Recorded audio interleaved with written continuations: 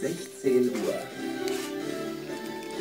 Radio SAW, Nachrichten aus Sachsen-Anhalt, Deutschland und der Welt. Ich bin Eckhard Ball.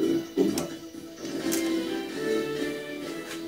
Bewegende Trauerfeier für die 21 Toten der Love Parade-Tragödie. In Duisburg haben tausende Menschen gemeinsam Abschied genommen. Unter ihnen Angehörige und Rettungskräfte sowie ranghohe Vertreter aus Politik und Kirche. Katholische Geistliche sprachen den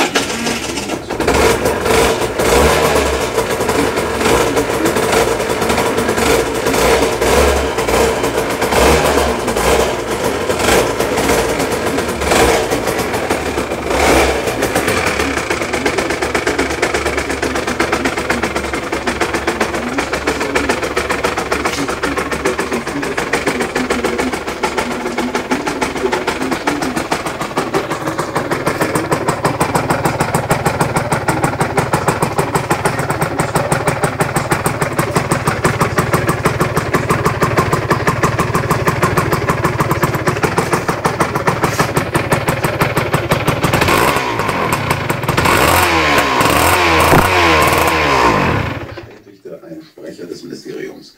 Haushalte mit Kindern würden dann zwar kein zusätzliches Geld erhalten,